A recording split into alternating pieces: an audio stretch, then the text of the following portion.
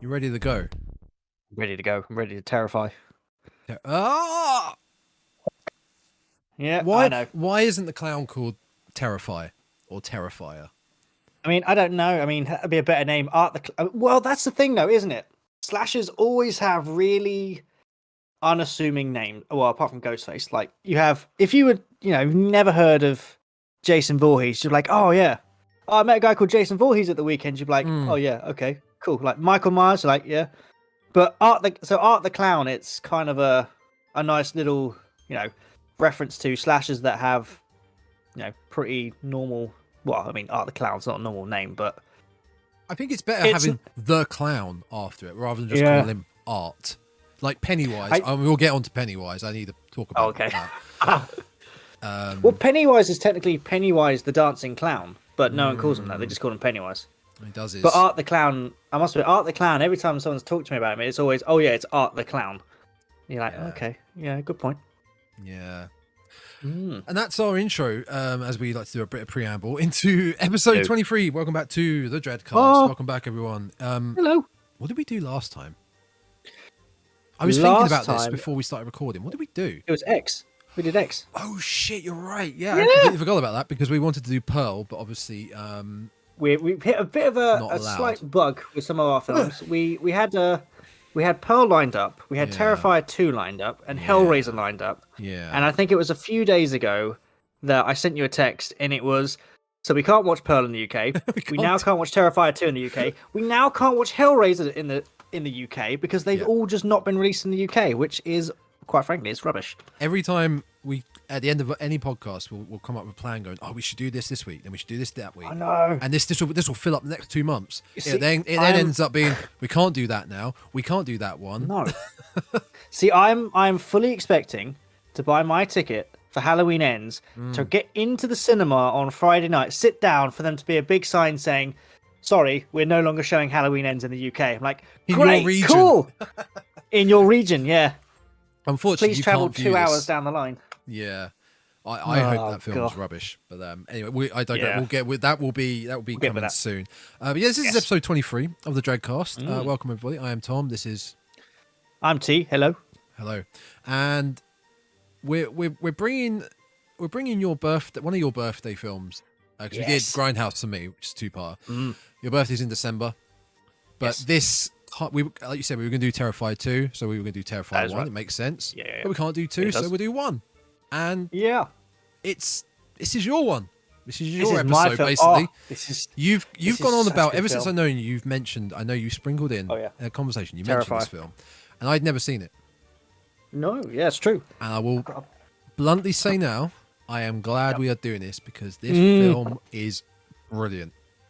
It is. It's a fantastic. Now, how's the best way to describe? I was trying to work out a way when I was watching this with my missus to describe it, and it's a low budget Indiegogo sponsored film that has qualities of a high budget film. Yes, which is kind of interesting.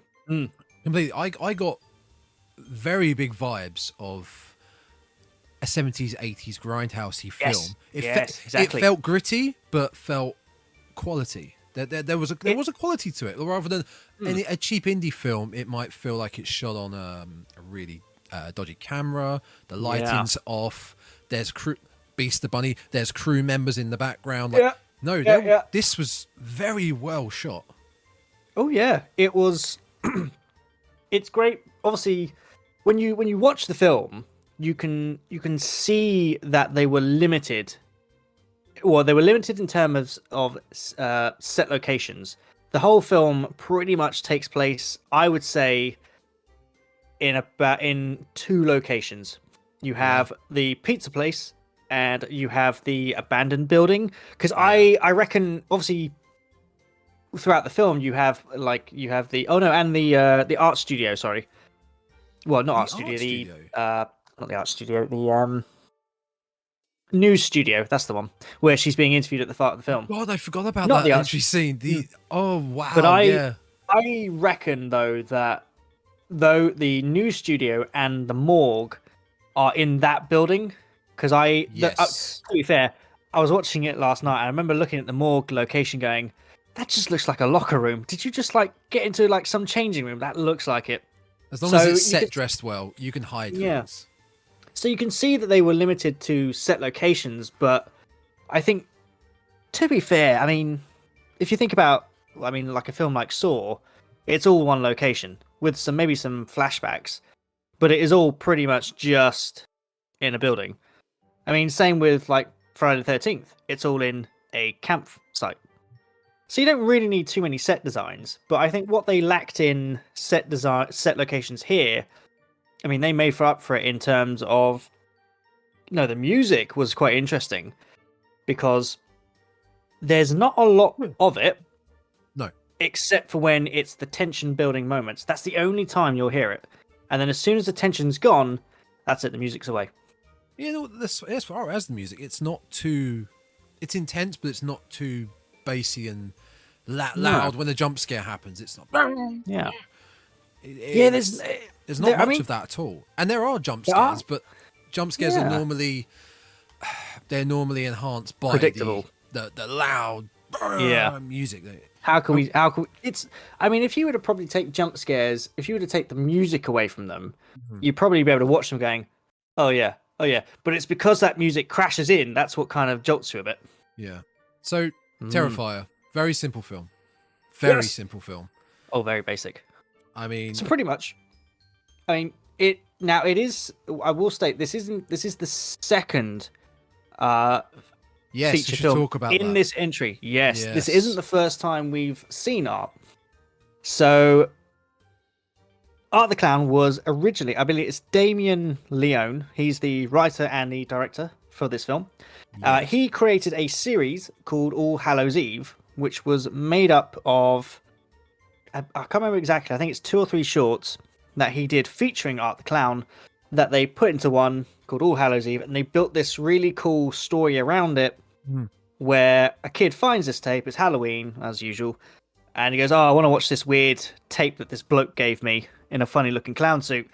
So they watch the tapes, and then obviously you're introduced to Art through those little short films. Yeah. And then because it was quite successful, he went, okay, and he made Terrifier. It's like, we've got something here. We've got something. Yeah. We can do something with this. I'm very intrigued by this All Hallows Eve because I vaguely remember seeing it on Bloody Disgusting when if I remember the website rightly, I think you can watch it on YouTube because originally I believe it was YouTube Shorts. Oh, interesting. So you might be able to find it on YouTube. I will check that up though. Did this have a horror character in it that was like a kid that was made of teeth? Teeth, not teeths. Do you know what have you seen this image? It's maybe not a kid, but a person that's just covered in teeth. I don't think that was Terrifier. Maybe or not Terrifier, but All Hallows Eve. Maybe I'm thinking of something completely different then. Let me have a look. Kid made of teeth. That it might not be a kid. Kid made of teeth. But, that thing. Oh, yeah. Tooth Monster. That is that's Tooth Child. It's not this though, is it? Oh, it's a TV series called Channel Zero. That's what it was. That's it. Okay, that's where I'm getting confused. No, Tooth Monster. I thought this was part of this. So, no, I've definitely not seen All Hallows Eve. But after watching this, I'm way interested to see the origins of all this. There was a sequel, All Hallows Eve 2, but it was different directors, and it was different directors, and it didn't feature Art the Clown, so it's not kind of a linked thing. But interesting enough, that the Art the Clown in All Hallows Eve was played by a different guy. It's not the same guy. You mentioned that, and I'm looking at the poster for All Hallows Eve now, and you can tell it's a different actor, but they're very similar with all the prosthetics on. Very similar looking. So Mike Gianelli, if you look at his face is a little bit more rounder, whereas much more. David Howard Thornton, he's got super high cheekbones. It's got to be said. So he's a much more leaner Art the Clown. And actually, we'll get into it a little bit later, but the Art the Clown in All Hallows Eve it's hinted that he's already something more than human, which is not really done in Terrifier. Well, Not until the end. I mean, Not until the end. I mean, I've noted that obviously- down. I definitely noted that down. But it was if you watch the two films in All Hallows Eve, it's very apparent that he's already not human through what he does. Whereas in this one, you're watching it going, "What is he? Is he not? Yeah. I don't know." So that they don't really shy away from the fact of that in All Hallows Eve then. Whereas Terrifier, they leave you thinking. I think the way that they did an interview with the director, and he did say that they have enough kind of material for Terrifier 3 and 4, and what they got but what they want to do is they're gonna, rather than giving all of Art's backstory in one, they're gonna kind of fill it in over the 4 films. So I think potentially they're either gonna say, right, well, kind of ignore All Hallows Eve, and that was just a little short thing we did, and the main, like, this is our Art the Clown kind of rounded in these films, which would be interesting. Backstories and origins is something you really need to be careful with. Like, for instance, how many times are we going to see Bruce Wayne's parents get killed? Well, I hope I don't what need to they see do that is I don't need to see Uncle Ben get killed. Oh god, yeah. I hope what they do is they don't do an origin story, but they do like a little. They have an Art the Clown thing, and they do like little small flashbacks here and there. Yeah. Because obviously the guy doesn't talk at all. No. So it'll be interesting. What the missus and I discussed is it'll be interesting to know if he was always mute, or if he's just really dedicated to not speaking. He's a very committed serial killer. Well, I mean, he takes a whacking in this film, and he doesn't utter a syllable. So I mean, you got to give it to him. If he's not mute, he's got it on pack. Yeah, the survivors, well, until they're dead. The let's say the prey of Art, yes, do get some hits in some way. They do, and he still keeps going. Some of them are quite. I mean, I was trying to compare Art the Clown's weapons. I mean, they're very. I was trying to compare it to other slashers, and it was really hard to, because the closest one I got to was Jigsaw, because of the way that he home crafts especially like the Cat of Nine Tails. Oh, I love that. When he's flailing it around. I was just sitting there going, "Oh my god, that would hurt so much." A scalpel, some broken scissors on it, sharp. Yeah. Oh, horrible. Yeah. There is one. I'm happy to go all over the place right now. I'm happy. Okay. Just happy to be talking about it. It's great. Yeah. We talk about weapons that he has. There's one that really just, when he pulled it out, I was a bit, it's a bit lazy. Because he went, here's the gun. Is it? Oh, okay. I was about to say, he's not talking about the hacksaw, is he? I'm like, because that thing was, whoa. I'm classing it like this. This is my weird mind thinking. Okay. I'm classing like a knife, a hacksaw, any type of blade, any type of blunt instrument like that. Let's call it like slasher's manual. weapon. Yeah. Yeah. Pull out a gun. Let's call it like an automatic. Just it's easy. It's simple. You can kill anyone with that. A knife, it has to be in the hand. You have to be next to your victim. A gun, you can do from a distance. I think that's what makes. I mean, yeah, obviously with slashers, it's lazy because you're like, well, it's a gun. But then, I think that adds to his character.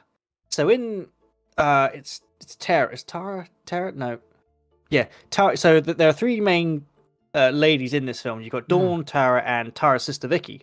Yes. And Tara is definitely the one that Art is fixated on. It's like that's in his mind. It's like, oh, this is someone I'm going to enjoy tormenting. And I think that scene in particular is interesting because you could see that he's trying to terrify her, but because she just doesn't give in, it gets to that point and thinks, you know what, this is boring now. I've had enough. Fuck it. Yeah. And he's like, I've got a gun. You know what? I've had enough of you. Right, let's move on to the next one. Whereas other slashers like, oh no, I'll keep chasing you, but he's like, no, I'm done. I'm tired. I'm bored now. No, I get that. I can get that. I saw it and I was like, well, why aren't you using this then? If you're just gonna kill them, why aren't you just using your gun? Because he then pulls out another one at the end. So Yeah. Oh yeah. It's not a big deal. It's not a big deal. It was just a little minor thing I picked up on.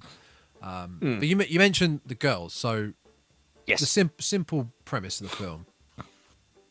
So, yeah, I mean, to be fair, as far as slashes goes, it's very simple. Basic Pretty much. anything. Oh yeah. The start of the film, we have a very disfigured lady.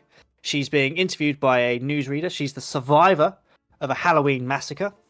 And then, as this interview goes on, we get the appearance of Art's feet. Big old feet. He kicks the TV, slings a bag of weapons over his back, and disappears into the night. The thing with this, I also noted down is that for most slashers, it takes a while to get a pure visual on the killer of the film. It does, yeah. We don't hang around in this film. Art's a main character of this film. He's not in the background killing. No, he's there, full shot in the camera. It's like a full shot of him, probably within 10, 15 minutes. Yeah. I think it's walking down the alleyway where he eventually meets Tara and Dawn, our other leads. Yes, yeah, that's right. The film overall is not. The film's only about an hour and 20 minutes once you take out credits and things. So it's only about 5 minutes longer than the first Friday the 13th film. It's a very short film. Yep. But I did have a little bit of a gripe. The only thing I have a bit of a gripe with this film is there are certain scenes in this film that when you're watching them, I did find myself sitting there going, okay, come on now, keep going. It feels like they had to kind of fill it a bit to pad the time out a bit. Which, to be fair, I mean, that can happen. Eventually, if you want to get to a feature film length, you have to hit a certain criteria of length. But there are bits in the film where you are sitting there going, I'm not really interested in this right now. This isn't going anywhere. Yeah, I think I found that, let's say, maybe during the middle, when everything was really, really more so focused in the warehouse itself. When he's chasing Tara and when he's chasing Tara's sister a bit around the warehouse, that felt a bit filler. But I don't know, I noted down, I felt like it had quite a good pace, especially at the beginning. Oh, yeah. In the pizzeria, as we mentioned, as one of the locations, and towards the end. I felt the middle was a bit slow. I did find myself, because obviously you watched the Terrifier 2 trailer before you saw Terrifier. I did, yeah. And I found myself sitting there going, it's like, they're continuing on that toilet motif in the second film. I remember that from the second. They're doing that in the second film again. Yeah, because in Terrifier 2 we get that really shitty looking toilet. Well, it's really run down. There's writing all over the walls and everything. But where's that in one? Right at the start, where he goes into the pizza parlor, he literally covers the walls in his shit. Oh, yes, he does. Yeah, because that's why he gets thrown out the pizza parlor. Yes, he does. Yeah, and that's when I sat there going, they're continuing that in the next one. Are they doing that in the next one? Oh, I like that. Yeah, that's a nice little carry on. Yeah. So the pizza parlor. Go on. Well, whilst we're on the pizza parlor, did you know that? I mean, in this film, there's not a lot of CGI. In fact, I don't think there's really any CGI in this film. Let's be honest. No, it's very special effects. There might be some additional blood spatters, but there is a really cool bit of trivia for this film, and it's in the pizza parlor. Now, did you spot the CGI in the pizza parlor? Is it before the attack or during the attack? It is.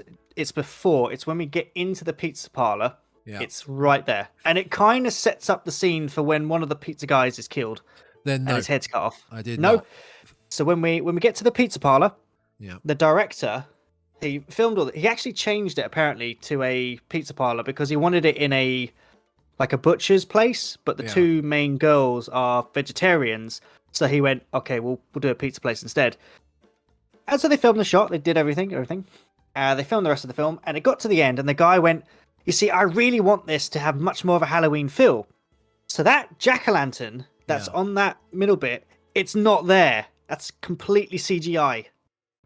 I'm going to have to go back and check this out. Yeah, that jack-o'-lantern is not real. Okay. It's completely made up. Because the guy said, could you add a bit more Halloween-y stuff? And he went, I'll give you a jack-o'-lantern. And he CGI'd a jack-o'-lantern into that scene. They couldn't have just bought a pumpkin for 50 cents. Well, no, because they filmed the entire film. Yeah. And it was only in post production that they went, oh, I kind of want to have a bit more of a Halloween stuff. So the guy went, all right, if you got a bit more money, here you go. Here's a Halloween pumpkin. How long would that have taken? How many hours just to put that in for? Because you think about it, they had to get the pumpkin. They had to then cut out the carving, get the inside bit, like CGI the flames. So you must think some guy has been sitting there going, I mean, I'm getting paid for this, so why not? Crazy amount of work just for that. Yeah, dedication to what he really wanted, what he is envisioned. Exactly. So the pizza parlor, I enjoyed the whole pizza parlor scene, where Art meets our two what I thought were main leads. As well, maybe not both of them. I thought, okay, Tara especially. Tara's gonna survive. Dawn is she's so dead. She's so dead. She's acting far too cocky. She's getting a selfie with Art. She's trying to be cocky with him. I thought Tara would at least survive. Mm-hmm. How wrong I was. I know. Final girl, she was not. And I think that was quite cool because, everything built her up to be the final girl. But she's not, especially when he, pumps her full of lead. Bit down the line, you're just like, oh, okay. She's dead. The phrase of pumping her full of lead is, you're very on point with that one. Yeah. He blasts her face to pieces. Yeah, he does. And the pizzeria guys don't leave unscathed either. They get it pretty bad. Don't. They get it pretty bad, especially the guy that has to clean up the mess that Art leaves in the toilet. Yeah, he suffers a very horrible fate. I like now that obviously the rest of the premise of this film, we'll skip to it because we're kind of diving much into our trivia now. Is pretty much Art finds the two girls and goes, right, they're mine. Yeah. So they eventually wind up in an abandoned building because Tara needs a wee.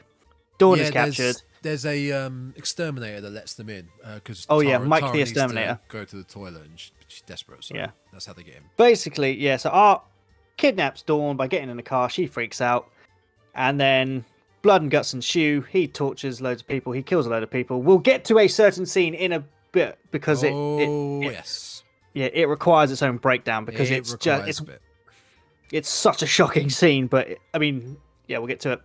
And then eventually, girls die. The actual final girl then arrives about 40 minutes into the film. Who is Tara's sister, who basically Tara and Dawn needed a lift home from their Halloween night.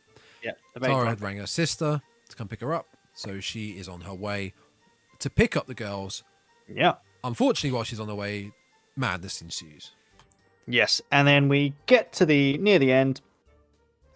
Vicky is fighting back. Mike's still alive despite taking a hammer to the face. I mean, fair play to him. He took a beating. Cat Lady's dead.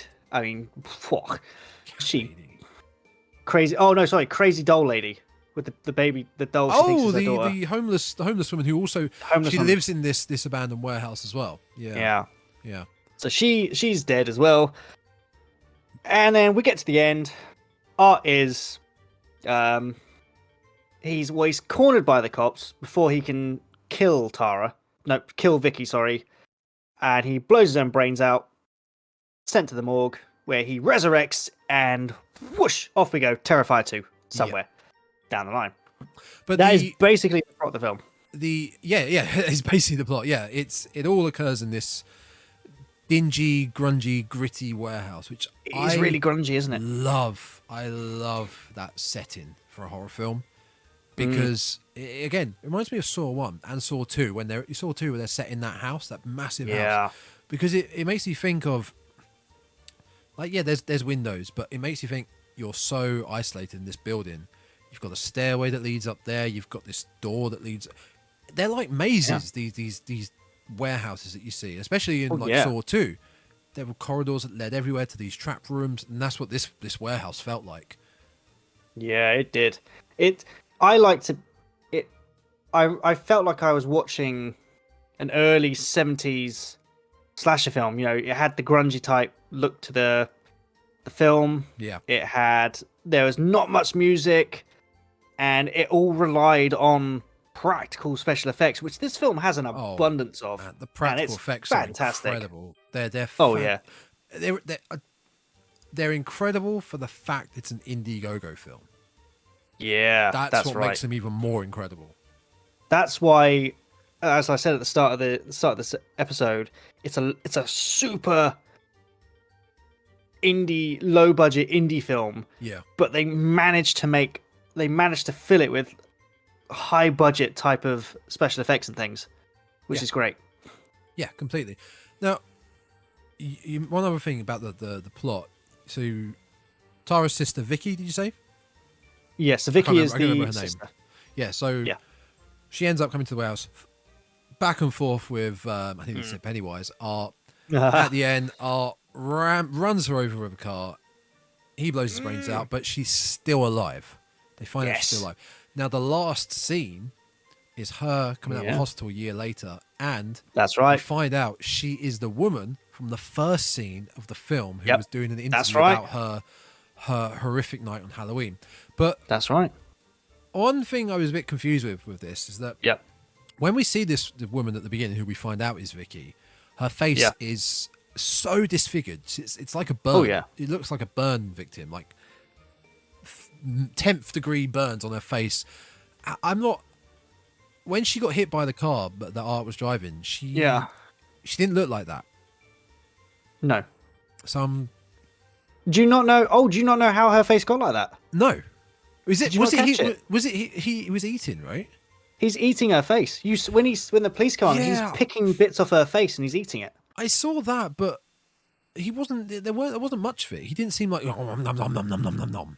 I think it's implied. I think there's a little bit of a time delay before the cops arrive. I don't think it comes across well in the film. Okay, but it is. I think they cleared up. It's like, oh yeah, he eats her face. Well, that makes sense. That makes sense. But I like that callback. I like that. I didn't see it coming. I genuinely did not see that coming. I was because that last scene where the doctor is talking to Vicky, she's in a wheelchair, and all you see is her back, Vicky's back. Yeah, something's up with this. Why are we not seeing her face?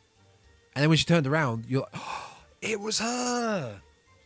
See, I've only, as we've just been sitting, I've only just realised that Art eating her face is actually a nice little throwback to another horror film, which is it's the Silence of the Lambs sequel. I can't remember which one it is. Hannibal. Because right at the start of that, we get a guy whose face is disfigured. Yeah. Because Hannibal eats his face. Yep, Gary Oldman. And I've only just made that connection now. Yeah. But that's the one. Gary Oldman. Yep, brilliant. Absolutely brilliant. And that's what's really interesting. I hope that Terrifier 2 starts off where. See, obviously, this is the fun thing about Terrifier is at the start of the film, you see him kick the TV when he's seeing the interview. He packs up all his weapons, puts it over his back, and walks off somewhere. But of course, when we next see Art in this film, he's walking with that big load of weapons. But obviously, because he resurrects at the end of the film, and he watches the interview, where is he going at that point in time? That's the thing. Good point. So it's come back full circle to the beginning of the film. You're right. There is an interesting thing because obviously we did the Terrifier 2 trailer a little while ago. We went backwards. And one of the comments was, I think you had put, someone had said, I think I hadn't said so. Is when we watched it and the guy went, he goes, well, T must have known that. I mean, that's the same lady from the first film. And I think you replied going, I'm surprised he missed that. I was like, yeah. Yes. I mean, it's like, if I say anything, it's going to ruin the twist. That's in Terrifier. The YouTube comment. See, now... The YouTube comment, yeah. I finished watching this yesterday. I'm going to go back and watch the T2 trailer, probably after this, just to refresh, because I want to try and spot some things that I may have missed the first time. Exactly. And one of them is, it's obviously Vicky's in a I'm guessing a psychiatric hospital, drawing on the walls, because now you know what she went through and that she killed the news reporter. She's obviously been locked up again. Why did she kill the news reporter? I don't know. That's the thing. Oh, so you think it might be linked?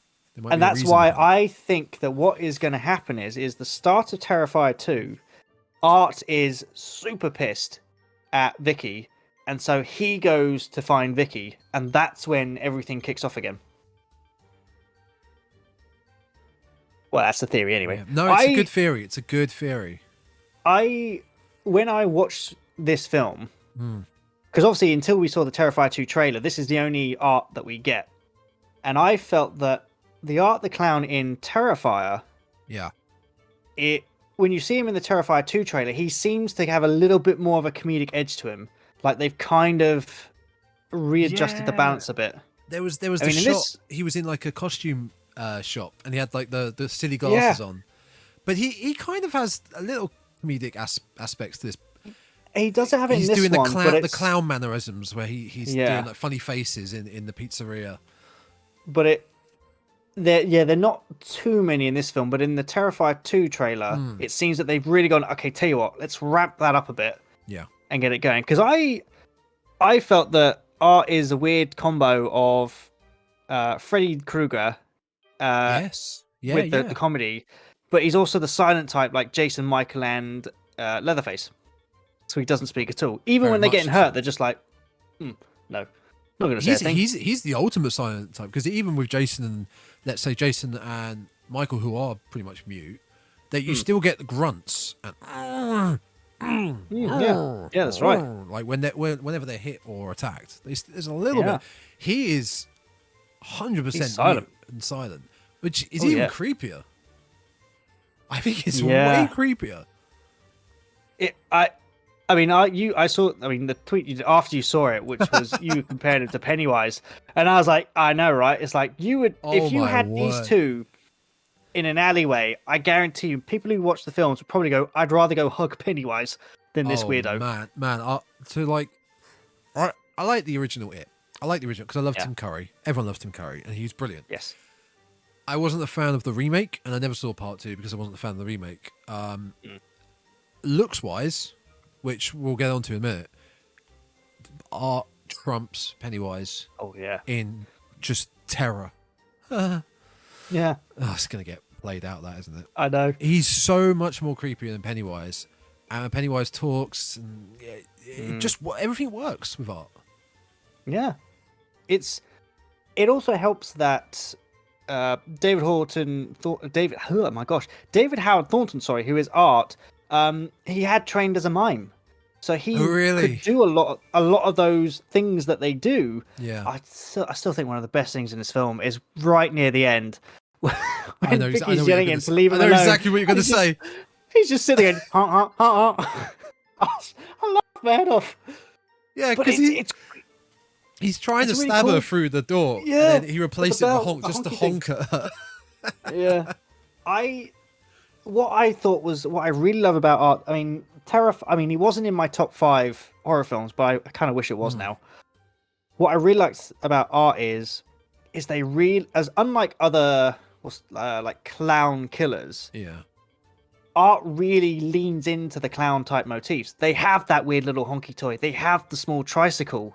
And all these things, whereas people like Pennywise, Killer Clowns from Outer Space, they may look like a clown, but they don't necessarily have they don't act like them a lot of the time. Yeah, no, whereas Art he just does. He is. I mean, a bit more sadistic, but he's Art the Clown. Like I said, the Clown. It helps having that in his name. His name is Mr. Art the Clown.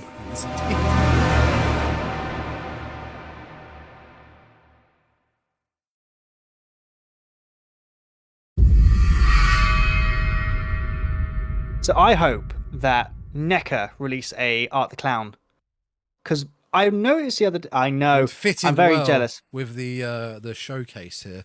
My first one is arriving in a couple of weeks. I'm quite excited. Your first NECA figure? My first. Well, no, sorry, my first NECA slasher figure. I've already got 2 NECA figures. I've got the first 2 in the Ninja Turtles Universal Monsters mashup. I've got those. I think I've got 4 more of those. No, 1, 2. 5 more of those I've got to collect, and they got the set. But obviously, my first one is going to be Jason, because that's my boy. But I realised that they haven't released a Candyman or an Art the Clown one yet. They don't have those two. I would say I'm more surprised about the Candyman one not being released. Yeah. There's not actually as well an original Michael Myers one. No, there's not, is there? There's the 2018 one, but I want the original one. I want the part 4 or 5 with the shitty mask, because the mask gets much worse later on. I wonder why they haven't done that. Oh well, yeah, because obviously it's similar to Friday the 13th. It starts at part 2. There is no part 1 figure. Or maybe I'm completely wrong and I haven't checked eBay. That might be it, because when you just mentioned that about Jason, my Jason is actually from the game, the NES game. Oh, you got the blue and the bluey type one. Yeah. Let's see if I can. I must admit, I almost bought a load off AliExpress, and then I was like, no, probably shouldn't. Yeah, that one's cool. The blue one. Yes.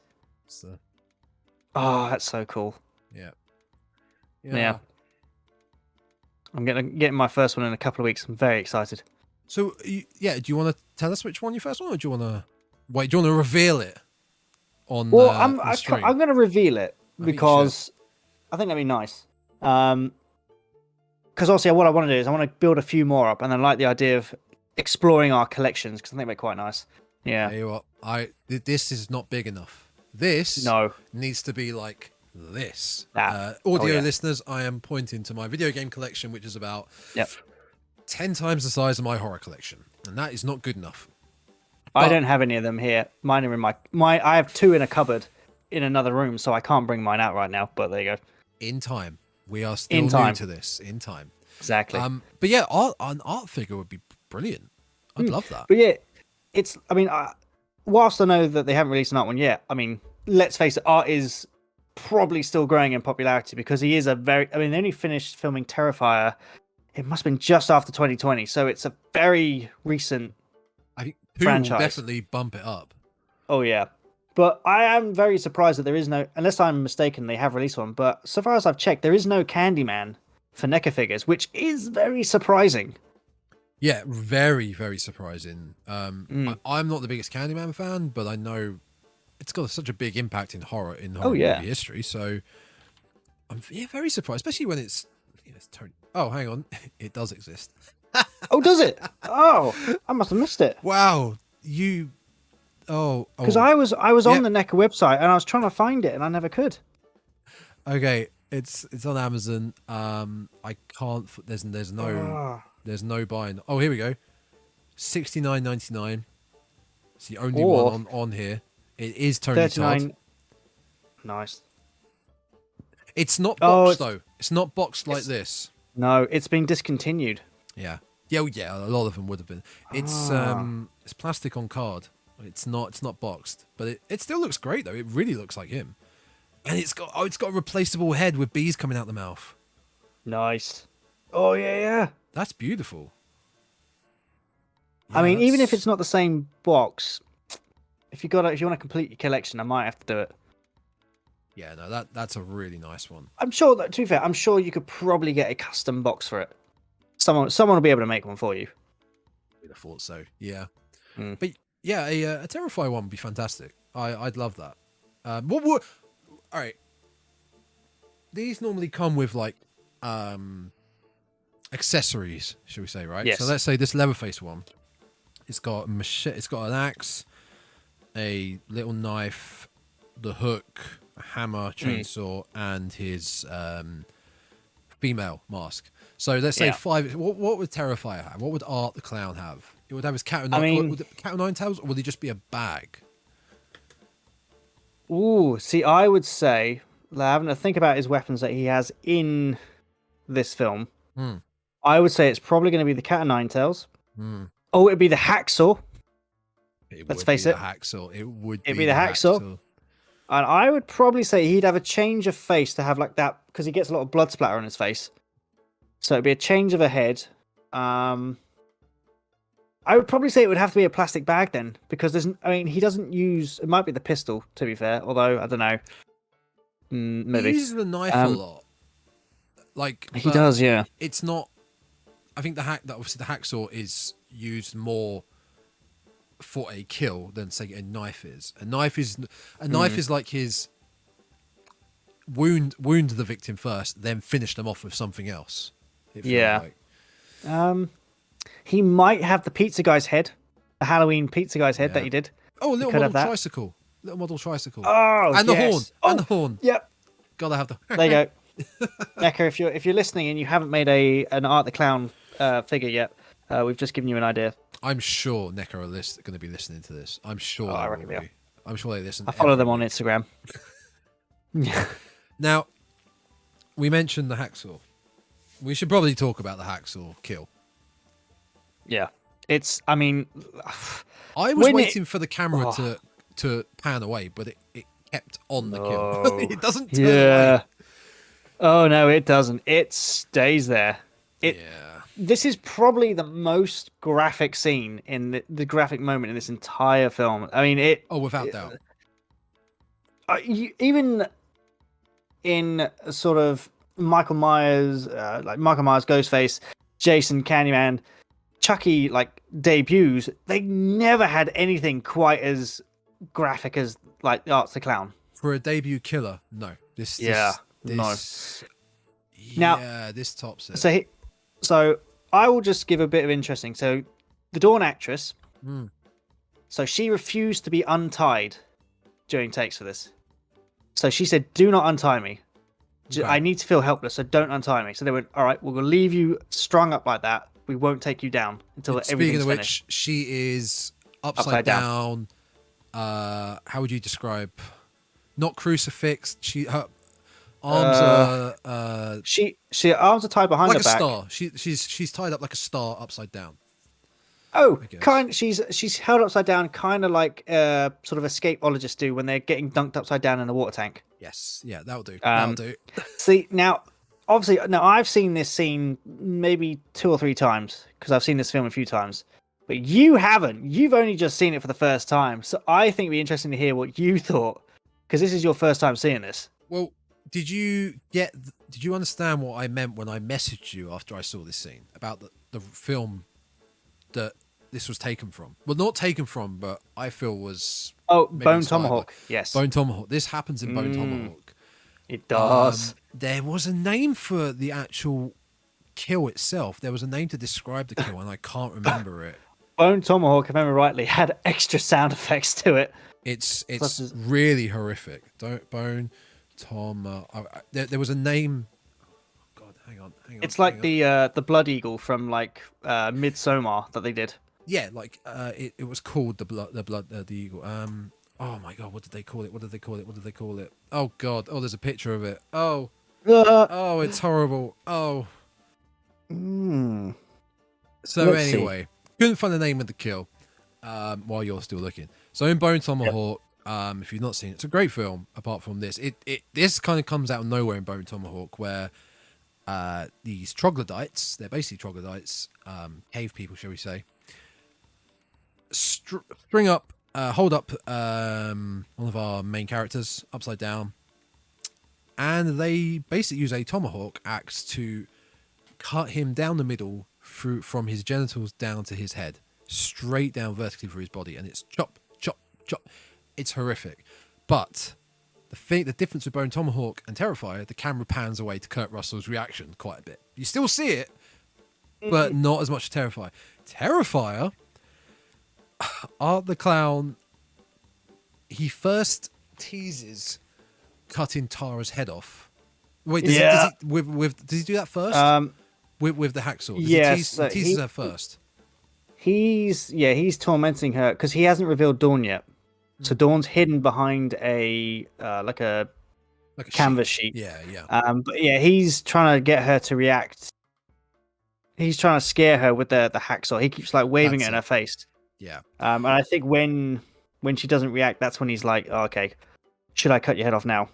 Yeah, and Dawn is strung up upside down, in a star position, legs splayed, arms splayed, and he takes the hacksaw and just. But like I said, the camera does not pan away. Nope. And again, like I said, these effects are fantastic for an Indiegogo film. They look really well done. any other Indiegogo film or Patreon film or just indie film in general, this would be cut away because the prosthetics were too expensive, or it would be bad CGI, and there's none of that in this. Yeah, it's no, so incredibly graphic. I can handle gore, right? There are certain films where it's a bit okay. This is a bit. Ugh. This I was waiting. Come on, camera. Okay, can we pan away now? Can we? Okay, can we? Oh, this is a bit. Can we be done with this? Can she just die already? Yeah, she doesn't die. She's alive for a long time. Yeah, she suffers. Suffer is the key word for this. She suffers like anything with her best friend watching. It's horrific. It's a horrific scene. I'd seen it. Now I watched it. I watched this scene. What day is it? So Monday. So Monday night. Yeah. During the prep for this, and I was in bed with I had Mrs. was next to me, and I said, right, I'm going to start watching this film. And I sat there, I was like, look, I'll tell you what, there's a certain scene in this film where if needs to be, I'll tell, because she can get quite bad nightmares. Yeah. And so I was like, look, I'll tell you what, I'll turn this away so you don't have to do anything. She went, I did criminology, I'll be fine, trust me. And I'm like, all right then. So we got to the scene, like, right, this is the scene that I'm telling you about. She went, okay, right, let's just see what it is. And I played it, and the first thing the missus did was go, oh! And I was like, do you want to keep watching it? She went, oh my god, what is he doing? I'm like, yeah. And it's the sound effects as well. The sound effects can really make the visual gore really effective. Yeah, and I think this shows why art is just what's the word for him? He's a character. It's like he has two personalities. So when he's deadpan, it is like, it's weird, it's creepy. You cannot look at him for long. No, he is. Yeah. But then when he's cutting Dawn in half, like he rips her underwear off, he's just like, ah! And then he's into it. And the whole time down, he's literally like he's carving up a piece of meat. He just keeps looking at Tara going, oh yeah, smiling. Okay, there we go. Smiling away. And you're just sitting there going, this is a different art. Yeah. So that deadpan serious art is gone, and this is just a dude who's like, I'm enjoying the fuck out of this. Let's keep going. I must admit, like, obviously, I'm assuming in real life, if this ever happened to anyone in real life, which probably did way back when, that I'm fairly certain after you got to a certain point, you'd just black out. I'd hope you'd black out. Yeah, you'd have passed out, and I would have thought, well, he went vertically down the body. He would have hit the heart at some point. Yeah, I think that's when it starts getting a little bit silly, when he's down at that point and she's still, screaming and doing something. And you're like, no, you wouldn't be alive at that point. No, but you give it a pass. You kind of give it a pass. Yeah. Oh, yeah. You do. It's just... I didn't expect this film to be so gory. I didn't expect it to be this gory.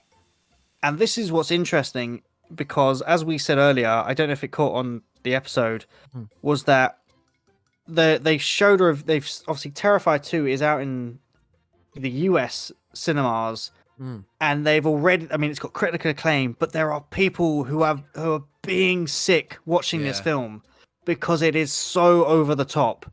And I sat there, when you told me, I was like, that sounds fantastic. I'm looking forward to this film. Yeah. But whatever they've put in this film clearly makes this scene look like, a picnic to get through. Yep. I can only imagine, especially because I caught, like I mentioned before the podcast when we were talking, I caught about a 5-second clip, and I don't want to know, well, I do want to know, but at the moment, I don't want to know where that clip leads, because the violence I saw in that 5-second clip was horrible. Yep. See, like I said, I can take most of the gore, right? But there's certain things that make me wince and little things like, I'm not good with needles, okay? When I visually see a needle going in, don't like it. There's a scene in the first Hostel film where the guy gets his Achilles tendon. Yeah. That to me is horrific. That is just I find that hard to watch. Pig entrails coming out of a prosthetic body. Yeah, it's all right. Yeah, it's still gross, but yeah, it's okay. but little cuts, like blade cuts. You Ooh, must no, you not for must me. not have liked them when Not for me. Tara was getting her ankle like slashed with that scalpel. I didn't. No, I didn't like it. No. Oh dear. I see. It's interesting. There was a slight goof where I think Art is he's trying. I think I can't remember when it is, but he like pulps Tara's ankle to pieces, and then she gets away, and he goes to like choke her, and there's a great moment where he's on top of her choking her, but his hands are like, if this was her neck, they're like that. They're not actually on it, and you can see him just doing that away from her neck, and the camera's there, and you're like, oh, okay. But I guess the other thing is obviously it is an Indiegogo like funded film. Yeah. So chances are that was probably the best take that they had, and it was like, right, we can't film this again. Okay, just move on. It's fine. We did 7 takes, and that was the best one. We did 7 takes. That's the best one. Let's just keep going. You can also tell a lot of the time when someone is being choked, you can actually see the difference between pressure being put on with the hands and hands just being placed on the neck. Yeah. You can see like the tension in the hands rather than just, and I noticed that a little bit as well. Yeah. I'm sure in Terrifier 2, they've had bigger budget, more time. Yeah. They would be able to like, okay, right, well that was picked up in the first one, so when you do it this time, if you do it, we got to work on that to make sure that's as accurate as possible. Yeah. Well, when he does have... Oh, go on. Oh no, I'm looking at my next note. I'll get to that in a minute. Okay, I was just going to say, as soon as we were talking about, obviously Dawn is dead, Tara, who is just about to die. We mentioned earlier about how this is where he brings the gun out, and he unloads in her face. Yeah, he just blitzes it to pieces. I don't. Do you reckon it's a sign of frustration from him? Because she put up more of a fight, and I don't know, he feels a bit not less, but he feels a bit I would say taken advantage of. Yeah, I would say it's boredom that he's feeling. Yeah. Because he's done all this to her. She's fought back, and it's right at the moment she stands up. She picks up a weapon, and it's like, all right, it's go time. Let's do this. And for him, it's probably a case of looking at it, going, "Well, this isn't fun." Yeah, it's like you're not terrified. You're not fighting. You're fighting back. All right, I've had enough. And he just he shoots her in the leg, and it's like, right, well, you're not fun to torment anymore. So let's move on. He thrives on the fear, because when he shoots her, he it's at least 5 to 10 shots in her face, and again, brilliant prosthetics, because you see her face get torn up by these bullets. It's a mess, but also Art's face is of a serious nature, like you said. He flicked the light switch goes, and he flicks to a serious nature. But when he likes to inflict the fear, he likes to see the fear on people. You see when he's cutting up Dawn with the hacksaw, Tara is screaming and hollering like, stop. Oh yeah, he's enjoying it. His face is all laughing, like you said. Like so that's probably his two mindsets. Yeah. The boredom in all seriousness, and then inflicting the fear and seeing people suffer is what he really enjoys. Yeah, exactly. I think it's rare to get the debut of a slasher with this many sides to them.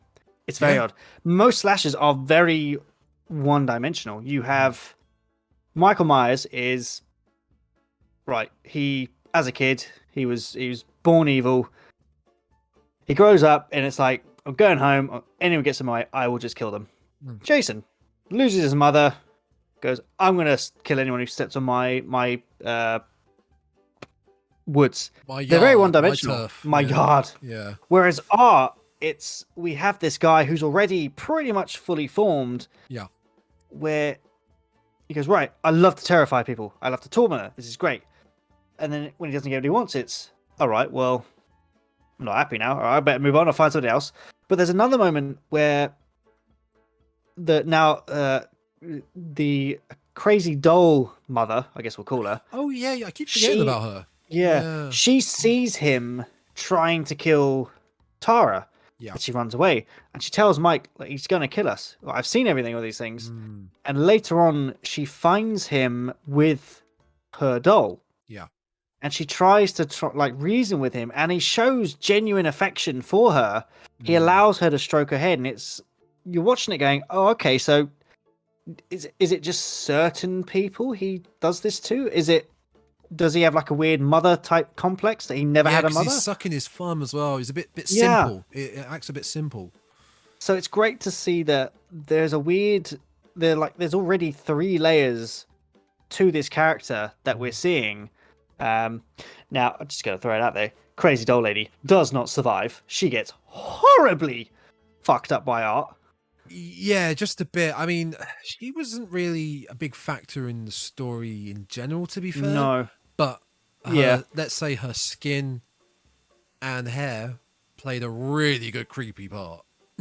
Yeah, which actually led me into my next note, which I realized is so basically. Oh, sorry, Vicky has arrived at this point. Yes. So Vicky's now in the building. The sister who has originally arrived to pick them up. Yeah. So she's found her sister, which was interesting because when you find Tara again, her face is disfigured. So when you probably watch it for the first time, you might think, oh, the sister was the lady at the start. Could that be it? Because they've both got that similar disfigured face to it. Yeah. Obviously, that's not the case. Tara is well and truly dead. Yeah. Oh, she finds Dawn. She runs away, and then she comes across. She hears a crying lady. She hears this lady screaming. She goes, "Okay." So she goes to meet her, and she kneels down by this naked lady, who you naturally assume is the abandoned doll lady, but it's not, because that is in fact Art. Yeah, and he has scalped and skinned the crazy doll lady. Yeah, and again, when you see the practical special effects, they're fantastic. They're fantastic. It makes you. I mean, it made me feel a bit skin crawly because you get to see, you see the brain, and I was sitting there going, "Oh, that is horrible." But he's also completely taken off pretty much all of her skin from the torso, and he's now wearing it. It's visually, it's very creepy. It's a really dark warehouse, but there's subtle lighting on him, and the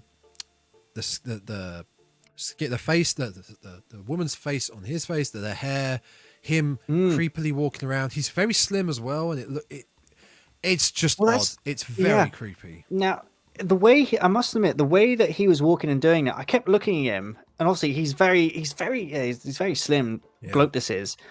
But I was watching it, looking at him going, I'm fairly certain this is the only slasher film I've seen where the slasher is walking around pretty much butt naked, wearing someone else's skin.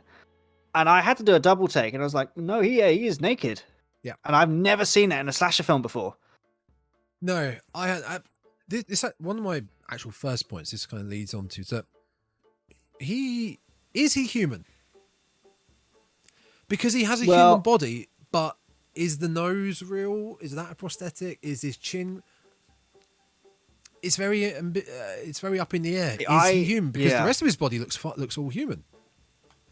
I think this is something that's. I mean, obviously in All Hallows Eve, it's obvious he's not human. He is He may have been human at some point. He's followed the slasher code. He's come back, and he's this supernatural killing machine. Whereas obviously in Terrifier, it's not revealed to the end of the film that, there's something else to him.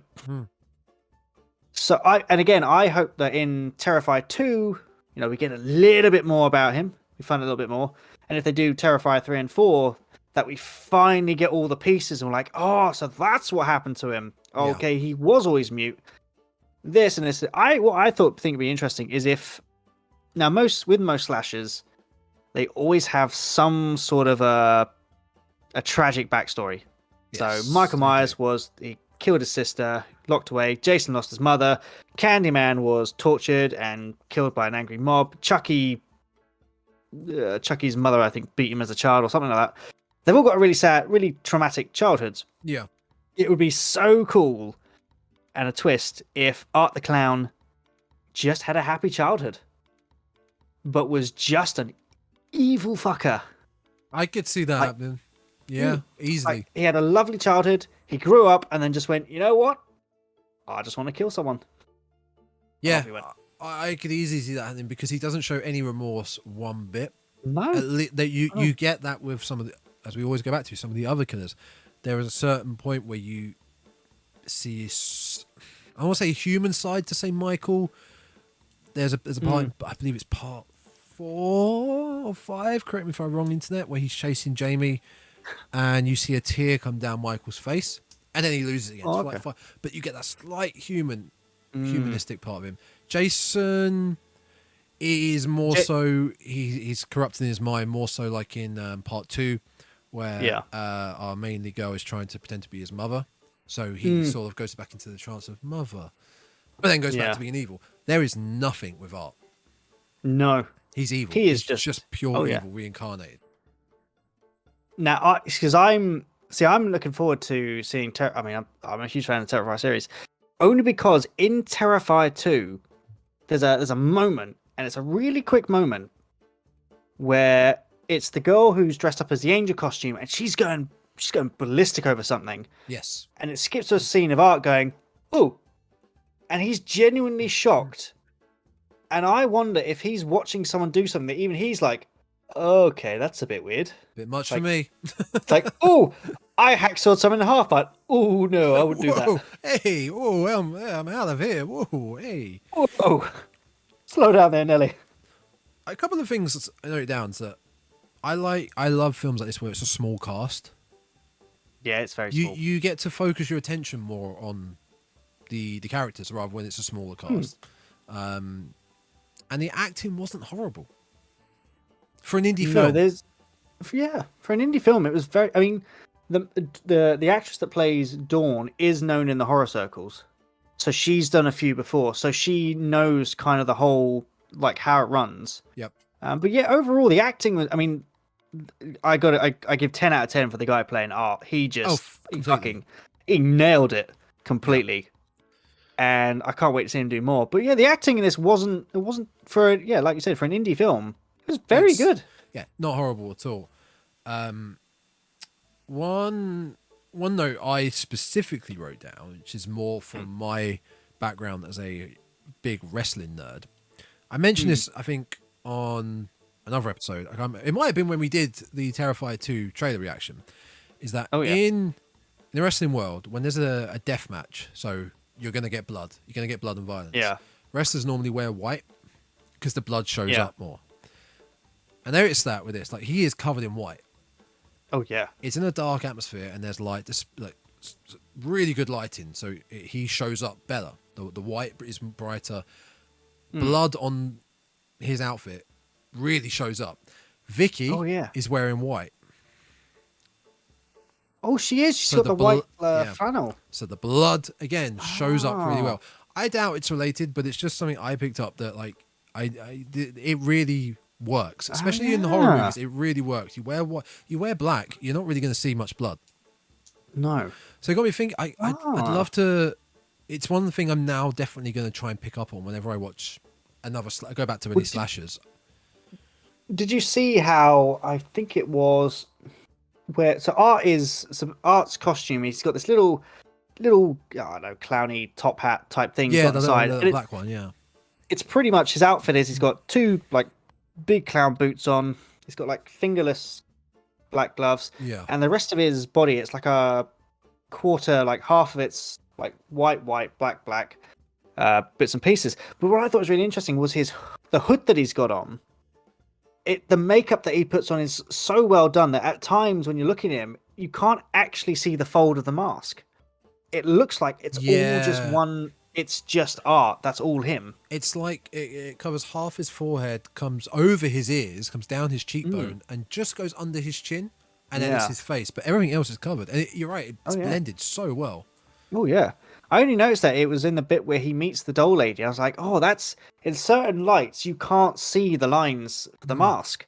So it looks like, oh, well, you know, could it be he's just stuck in his suit? Yeah. That'd be quite interesting. I think it's a clever idea as well. I think it's been done a lot. It's a clever idea to set this on Halloween night because it means Art can walk around at the beginning of the film, walk around in his costume, none the wiser. Yeah. It's Halloween night. People are in costume. I don't think it's a cheap thing to put in your story, a cheap plot to put in your story, but it works. It makes sense. They do it they're doing that again in Terrifier 2. Yeah, it's Halloween. Because the lad wants to go as Art the Clown, and obviously I think the babysitter, or no, the mum is kind of like, oh well, I'd rather you didn't. It's, you know, he's a serial killer, and he's like, yeah well, you know, he's my favorite one. It's like, oh, okay. That's which is interesting. It's fantastic because, you know, here in the real world, we go out and like, oh yeah, I want to go dressed as Jason Voorhees. You're like, yeah, cool. But then again, you don't get many people going, I'm going to go as Jeffrey Dahmer. Because you can guarantee there'll be people going, oh mate, that's a bit fucking weird. There will be, because that thing, I haven't watched it, but that has blown up on Netflix. There are people that are going to... Have you watched it? I've seen a few episodes. I can't remember, what's his name? Peter Evans? Whatever it is, I can't remember, the Evans kid. He plays it. Yeah. He plays it so damn well. Yeah, he's a good actor. That kid should get an award he should get an Oscar award for the most like evil characters played on screen. Because he does it well. I'm sure that will be a category next year. Probably will be. It'll just be the Evan Peters Award for outstanding villains.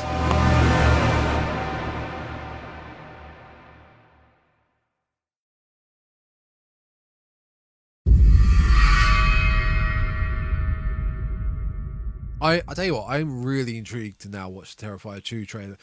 We'll do that quickly after this off screen, off recording. We'll do that because I really want to watch that again now, because I feel like now I've seen the first film, I'll be able to understand it a bit better. Yeah, exactly. Yeah. Okay, we'll do that off screen. Yeah. So I've only got a couple more notes left. I mean, same. Most of mine are only about. Well, actually, I've kind of covered everything. The only thing I really had left was about the morgue. The fact that it looked like a changing room. I mean, effectively, I think it is a changing room. Yeah, the morgue at the end is... Well, the way they lead into it, they don't just open... The shot doesn't just open in the morgue. It's a corridor. It looks very much like really underground. Like it's been carved out of rock. Corridor going into the morgue. And it's a very gritty morgue. It doesn't look like a morgue under a hospital. Yeah. No. It very much feels like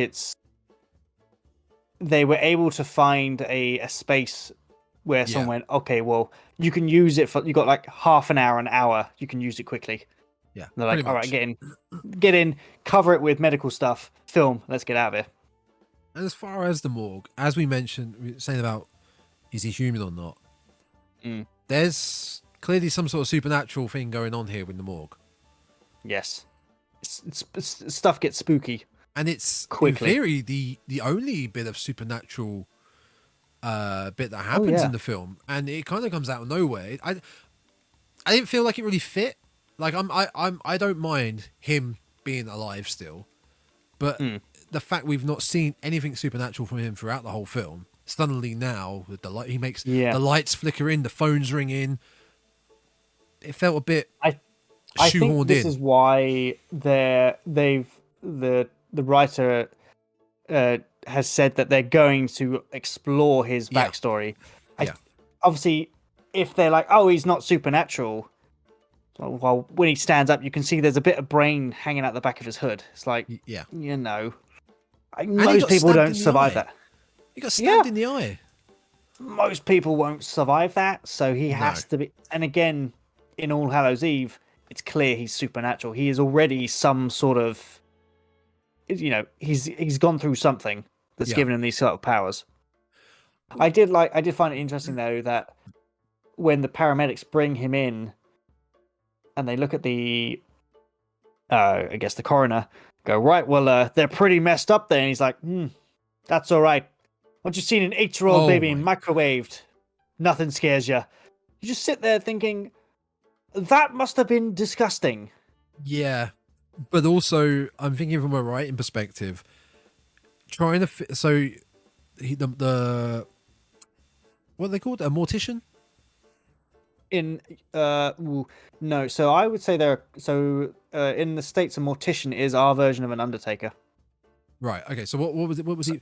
What's he called? It would be a coroner. Coroner. Sorry. So he's leading up to the point of saying an 8-month-old will be microwaved, but the writer, whoever wrote this, he's writing that and then has to think pretty much of the most vile, horrible thing anyone could ever do to a human being, and that's pretty up there. That's just, there's no words for it. Now, what I hope is when he wrote this, like you said, he was sitting there trying to think of the most horrific thing that could ever think, and he had a flashback to his childhood when he microwaved his Furby.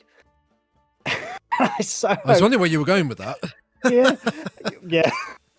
Well, he microwaved a Furby and went, "Oh, let's just make that a baby." There we go. Yeah, that's a brutal line, isn't it? Thing is, a few years ago, I went to join the fire service. Yes. Yeah. And one of the guys that was there, I mean, if you apply for the fire service, they don't beat around the bush. They're like, you will see some shit. Yeah. And you have to get on with it. And this guy pretty much came up to us and someone went, "Oh, what's the most horrific thing you've ever seen?" He went, "Oh, I'll tell you if you want to." Of course, I was standing there going, I don't really know if I want to hear this. I'm like, it's going to be like some burnt person, that's probably horrific. And the guy went, "Oh, no. No, the most horrific thing I've ever seen is a piece of metal that went through a kid." It was like, okay then. He went, "After that, nothing phases me." And I went, that must have been that's horrific to see. The guy went, "Yes, it was. But after that, nothing, everything if I see a limb missing, I'm like, that's nothing." Yeah, that's sad. That's kind of similar to what soldiers in the field kind of experience. Oh yeah. And then end up suffering from severe PTSD. And I can only imagine that firefighters would get that as well.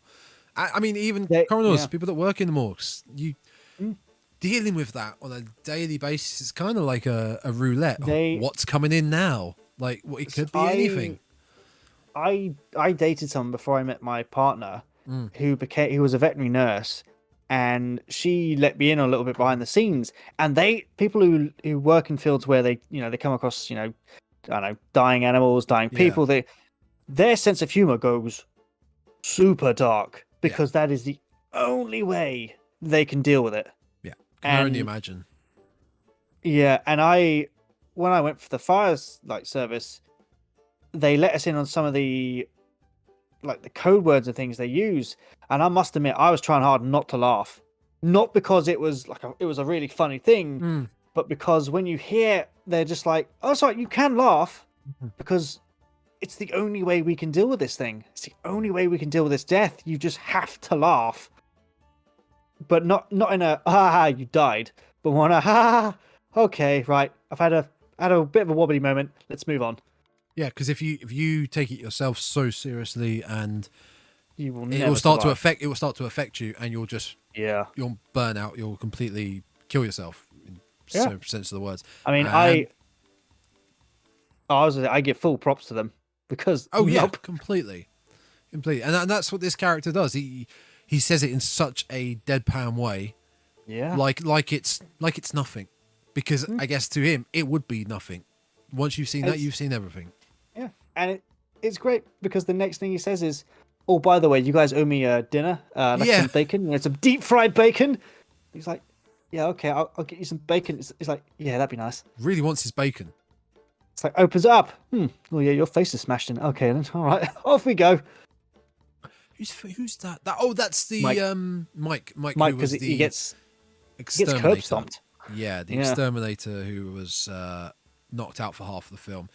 But when they bring him in though, because he gets curb stomped, they mention that to get an ID, you'll have to use his teeth, which are at the back of his head, because he's been curb stomped so much. Yeah, that's why I forgot about that. Which you do see. It's a fantastic prosthetic. You see it. I think that Art had resurrected before he got to the morgue, because when he shoots himself, so obviously he blows his brains out, but obviously he's got the gun in his mouth and he collapses. When we see him in the morgue and there's a bit something in my eye. The coroner opens up the bag, he's already looking at him with that big smile on his face. Yeah. And you can't but look at him going, he's already alive again, isn't he? Yeah. Because he was not looking like that, and there's no way the cops went, let me just poke. There you go. Open your mouth. There we go. Oh, yeah. As soon as you saw the eyes and the mouth open, you knew. You knew it was... He's back. Yeah. Yeah. The one of the last note I had down was that our... I don't want to call them prey or survivors. Victims. Our victims. They were good acting, but also they weren't written to be idiots or just morons. And they were smart in some sense. And the one point I really noted, I was so happy she did this. Is this Vicky? Vicky, Art comes behind her where they're playing a cat and mouse game around the warehouse. And he gets a plastic sheet, covers her head with it, and is trying to suffocate her. And I was like, is she going to do it? Her mouth is open. She's trying to get... And she gets her hands in her mouth and pokes a hole and rips it. And I've always thought, yes, if you're being choked by something plastic, just open your mouth. And just you don't even have to rip it. Just pop a hole. Just get some air in it. It's so obvious. It's such an obvious thing to do. And I was so happy she did it. Oh, yeah. Because it made her less of a moron. And because Art's reaction, again, it's very different to a slasher. Yeah. Most slashers are like, okay. And then they go back to trying to kill her. He actually gets the plastic off and looks at it and goes, oh. That didn't work. Even in his mind, he went, oh, yeah, I'm using a plastic bag. Yeah. Huh. All right, then. It's like, okay, better go chase her again then. Yeah, I love that bit. I think that's when he realized that because it's weird because if that was with Tara, obviously when she started fighting back, he got bored of her. Yeah. But at that point in time, you could kind of see him looking at Vicky going, oh, this one's smart. Oh, this one's a bit clever. Yeah. Okay, let's chase her again. Yeah, they are his prey. He likes, we said, he likes to toy with his victims. He likes to toy with his food. Yes. He gets a lot of gratification out of it. Yeah. See, this is where I think Terrifier 2 is going to be really interesting, because what we see in the trailer is it's a much bigger budget, but then I want to know where on earth this funhouse thing comes from. Yeah. Because we get that girl going, oh, here's Art. I'm assuming it might be he might have drugged someone or something. Yeah. Because there is no way that I can't fathom how that could be real. No, because he's been exposed now to the police, who would have... Yeah. They called it in. They would have described his look, everything about it. So it's not like... Even at the start of the trailer, they know when the kid says, I'm going to go as Art, the mum is very much, no, you cannot go as that man. Yeah. Be interesting to see.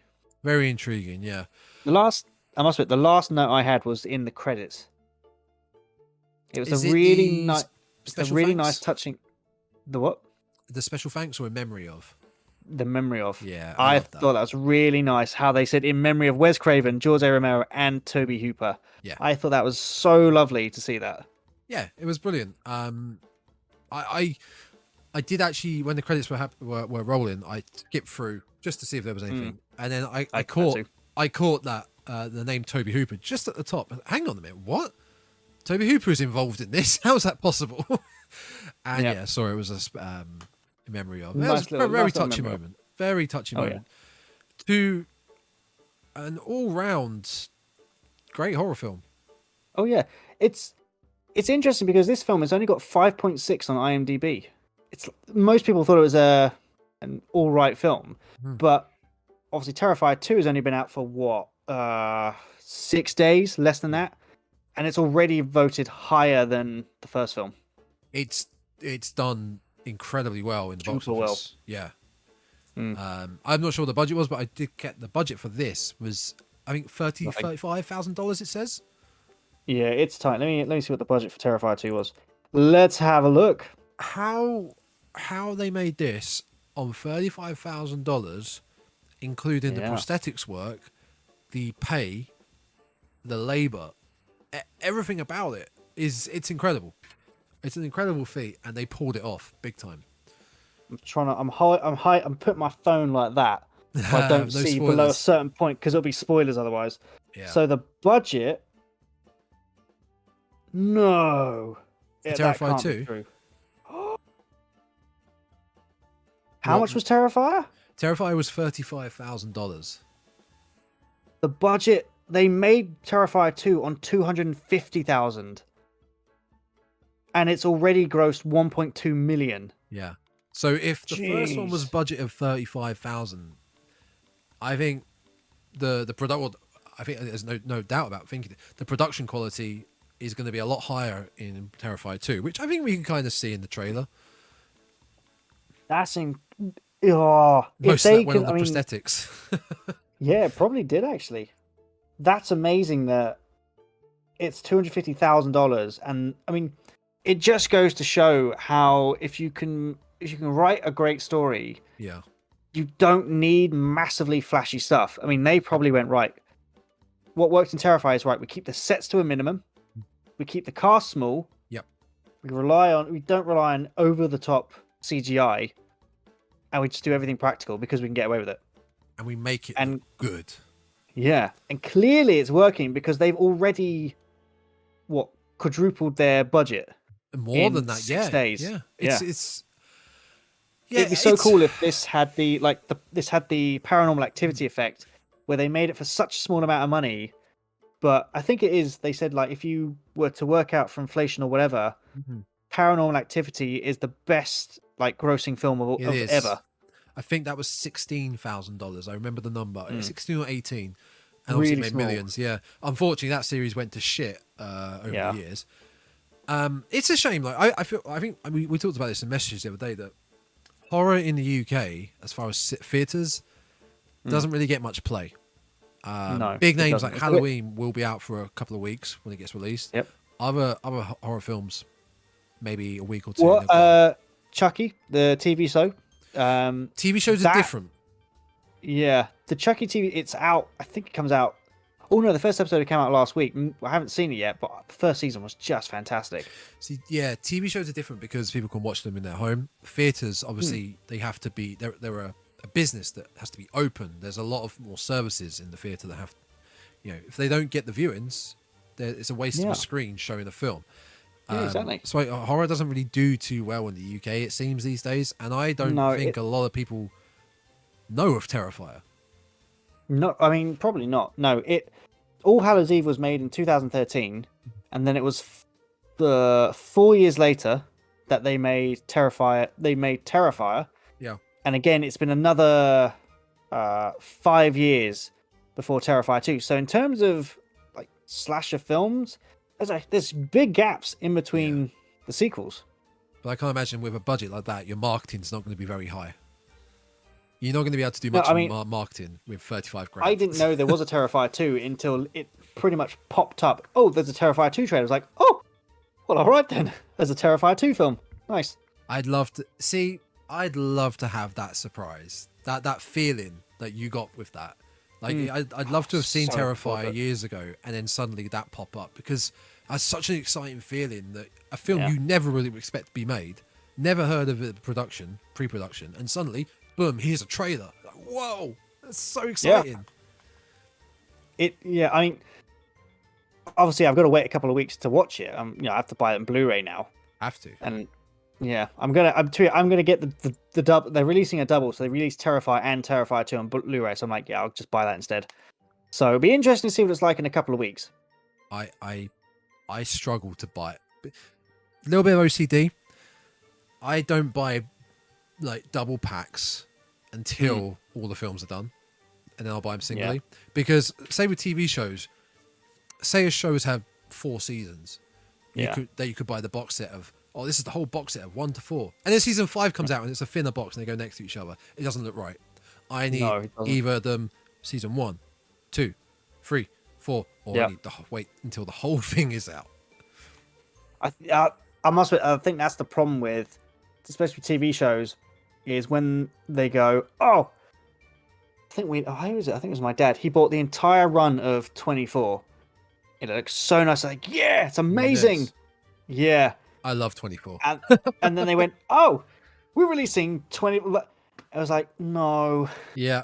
I've got this nice looking box set, and now I have this one DVD case. And you're like, oh, God, it looks so bad. Yeah, it really does. I annoyingly have that right here, actually. I have a good example for podcast viewers, just before we wrap things up.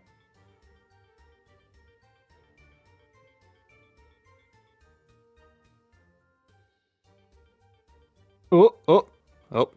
Okay. So I bought singly. Hmm. Oh no, this was a mistake. Everyone. Struggling with some DVDs there.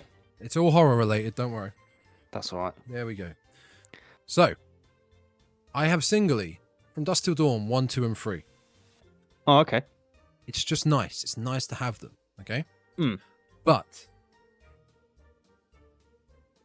I have the Friday the 13th collection, okay? Oh, yeah. I know where this is going. It does not include Jason Goes to Hell. Nope. And I have this separately, Jason X. Oh, I would much rather have every single Friday the 13th film in a separate case on its own than this. This is painful to the brain. Yeah. There is a Blu-ray you can get Friday the 13th. It goes all the way up to Jason Goes to Hell, and that's it. Because I think when they released it, they went, no one wants to watch Jason X or Freddy vs. Jason, so just stop there. Those are people I don't want to know. Because we've already done our Freddy vs. Jason episode donkeys years ago. It means we don't have to ever do it again. No. But we haven't done this yet. We haven't done Jason X. I can't wait to do that. It's been great fun. Maybe I'll do that for my... No, I know what film I'm doing on my birthday. I know which one I'm doing. It's gonna be great. I have to reevaluate what I want to do when I hijack the podcast, my birthday one. But I know what we're gonna do. Oh. Yes. Can't see too much of it. Can't see too much of it. Nope. So this film's great. I love this film. Good recommendation. Well done, you. It's just I struggle sometimes to explain how much when I first saw this film, it was just the fact that he's just so different to a normal slasher.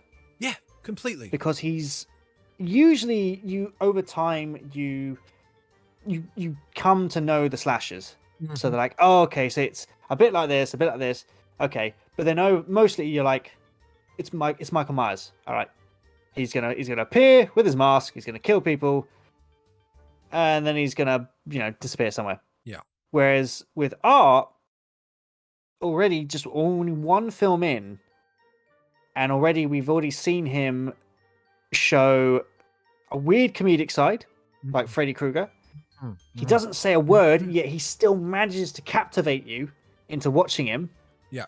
Which is fantastic. And there's this weird multi-onion thing that he's gotten on where he shows that he's a slasher, but if his prey gets boring, he thinks, well, there's no point wasting my time.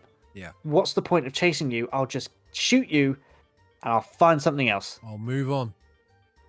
Yeah, I'll move on. And it's just so good. He has such an impact for his debut film.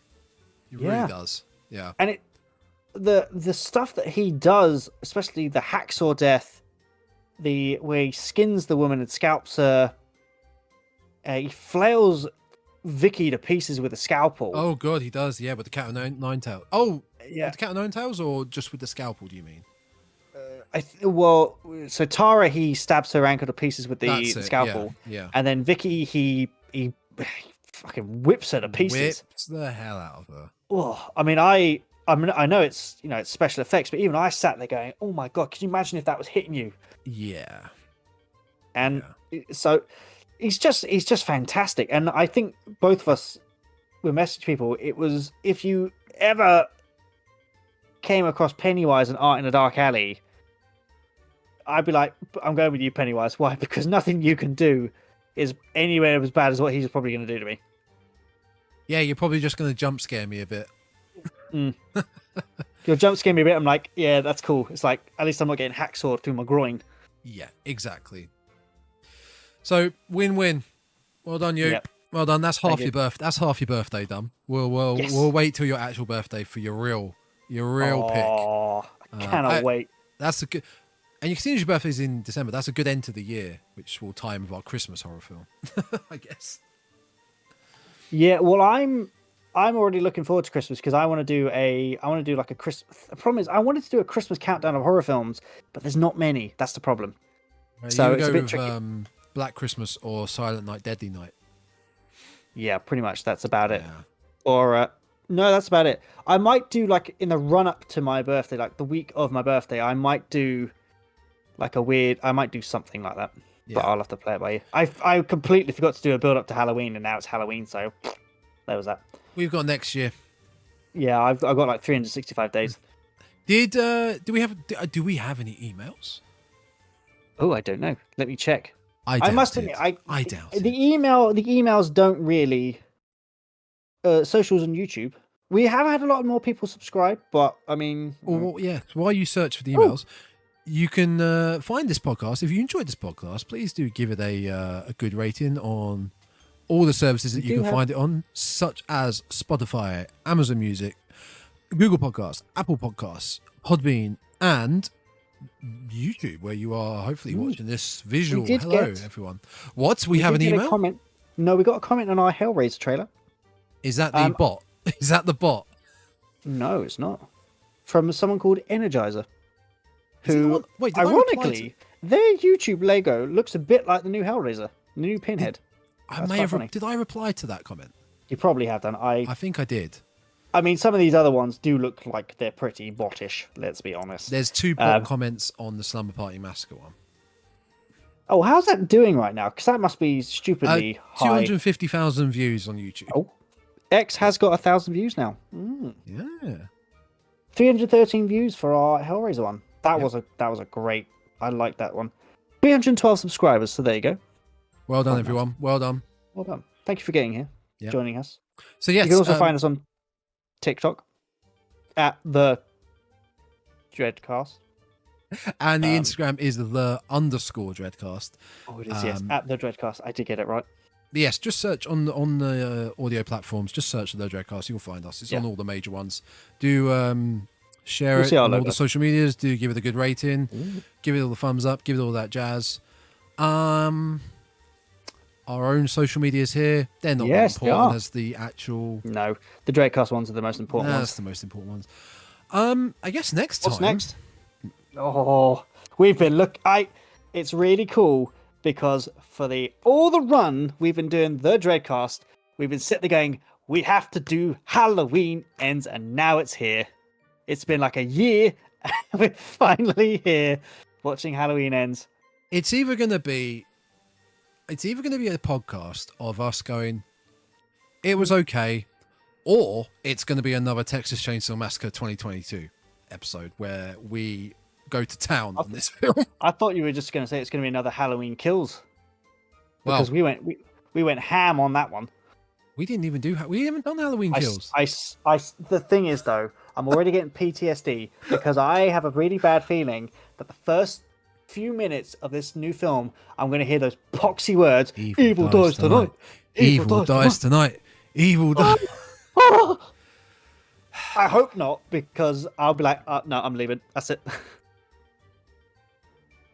But I'll give it the benefit of the doubt. Hopefully, they learned from their mistakes in the last film, because there were many. Yeah. And they went, okay, let's not. But then at the same time, I also feel like they probably filmed these two back to back, with hopefully some edits and reshoots after learning their mistakes from the last one. Yes. But yes, episode 24. will be Halloween Ends, where we get closure from this new rebooted trilogy. Yes, we do have a plan for some future episodes, but of course we'll get to those a bit later. Whether or not we'll stick to it, we'll see. Yeah, we'll see. Yeah. So Halloween Ends next, and I hope you all have enjoyed this episode. Hope you all go see Halloween Ends, so we can. Thank you for listening. Yes, we can enjoy go see it together. Terrifier as well. Go watch Terrifier. Do go. Let us know what you think of Terrifier. Yes, in the comments. Yeah, be great to see. Until Halloween Ends. No spoilers for Terrifier 2 though, because I will cry. No. Because us poor folk in the UK will not get to see it for another 2 weeks. So please, no spoilers. Hush, hush, everyone. Hush, hush. Hush, hush. But until then, until Halloween Ends. Stay spooky.